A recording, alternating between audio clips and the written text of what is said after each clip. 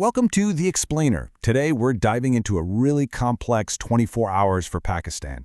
It's a nation that's playing the part of a high-stakes mediator on the world stage, all while dealing with some pretty intense pressures back home. All right, let's jump right in. First, we're going to look at these crucial Iran-US talks happening in Islamabad. Then, we'll pivot to see what the economic reality is for everyday people. After that, we'll zoom out to the wider geopolitical pressures, and finally, we'll touch on some key things happening inside the country. So first up, what is arguably the main event?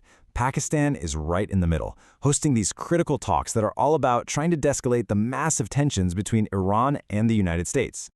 And let's be clear, this is not a minor role.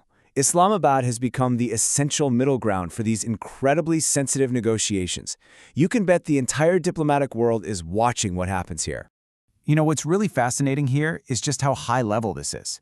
I mean, you've got Iran's top diplomat and senior U.S. envoys all in the same city. And they're not just meeting on their own. They're being hosted by Pakistan's top political and military leaders. That right there tells you just how serious these talks are. And this quote, it just says it all. This is the official U.S. position. They're not just showing up, they're out there publicly praising Pakistan's role. A statement like this adds a huge amount of weight and legitimacy to everything, putting Pakistan firmly in the diplomatic spotlight. Okay, so while all that high-level global diplomacy is happening, let's switch gears and look at a very, very different picture. Because the economic pressure on Pakistani citizens is getting way more intense, and it's creating this really tense backdrop for everything else.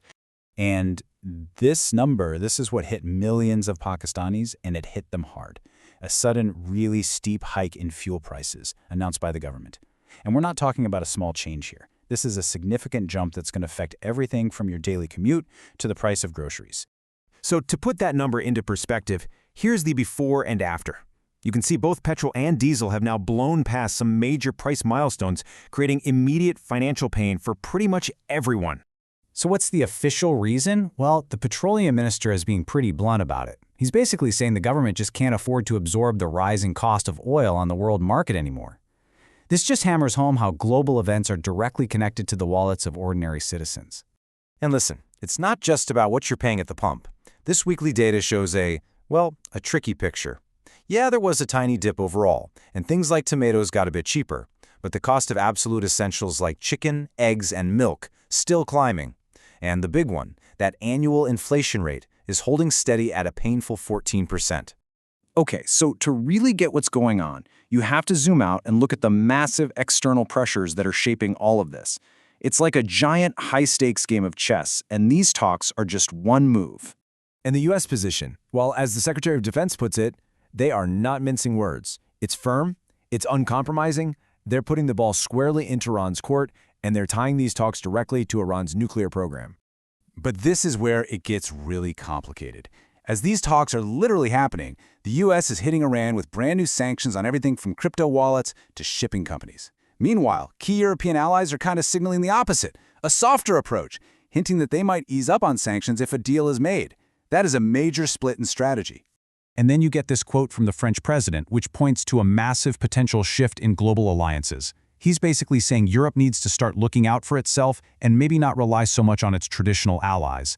This kind of thinking completely changes the backdrop for the talks in Pakistan. So, while the diplomats are talking, the pieces on the board are definitely moving. You've got Russia giving Pakistan a pat on the back, diplomatically speaking. And in stark contrast, the U.S. is making this huge show of military force. We're talking 3 aircraft carrier groups in the region. That is a massive concentration of power. It's the classic speak softly but carry a very, very big stick approach. All right, for the last piece of this puzzle, let's bring our focus back inside Pakistan's borders. Because while all this international drama unfolds, the government is juggling a ton of other stuff at home. You know, just to make these talks happen, the capital, Islamabad, has basically gone into a full-on security lockdown. The entire red zone is sealed off, traffic is being rerouted everywhere. It just goes to show you the huge logistical and security effort it takes to host an event like this. And you can see, the nation's attention is just pulled in so many directions. At the exact same time as these talks, the government's dealing with a pirate hijacking off the coast of Somalia, a wild crypto kidnapping in Karachi, plus ongoing disaster relief. But then, right in the middle of all these crises, you see this glimpse of the future. 2 astronauts starting their training for a space mission. It's this incredible spectrum of events, all happening at once. So, where does all this leave us? It really boils down to one huge question. As Pakistan steps up on the global stage to try and solve a major international conflict, can it actually handle the mounting economic and security pressures on its own people?